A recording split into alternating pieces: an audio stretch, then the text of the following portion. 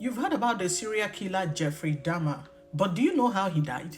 He was serving 15 consecutive life sentences for the brutal murders of 15 men and was beaten to death by a fellow inmate while performing cleaning duty in a bathroom at the Columbia Correctional Institute Gymnasium in Portage, Wisconsin. During a 13-year period, Dahmer, who lived primarily in the Midwest, murdered at least 17 men. Most of these men were young, gay African Americans who Dahmer lured back to his home, promising to pay them money to pose nude for photographs. Dahmer would then drug and strangle them to death, generally mutilating and occasionally cannibalizing their bodies. Now, Dahmer was finally arrested on July 22nd of 1991 and entered a plea of guilty but insane in the 15 of the 70 murders he confessed to committing. In February 1992, the jury found him sane in each murder and he was sentenced to 15 consecutive life sentences.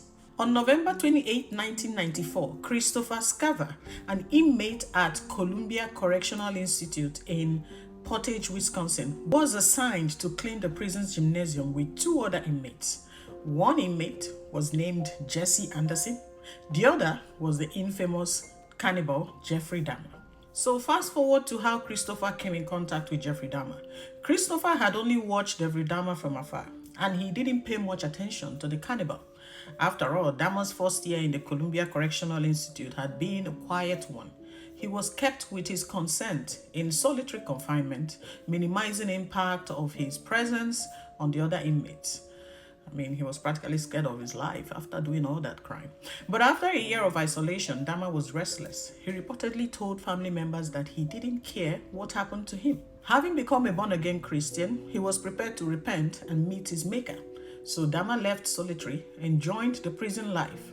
But according to Scaver, the man who killed Jeffrey Dahmer, the cannibal wasn't repentant at all. Scaver claimed that Dahmer would use prison food and ketchup to replicate blood, severed limbs as a means of taunting the other inmates. Christopher Scaver also said that he witnessed a few heated interactions between Dahmer and other prisoners. Once, a fellow inmate named Osvaldo Durruti tried to slash Dahmer's throat with a razor in front of the guards. Dahmer wasn't seriously hurt and he continued to participate in regular prison activities until in November 28 of 1994, when there were no guards. Christopher Scaver would later say he was provoked. So either Dahmer or Anderson poked him in the back and then they both snickered.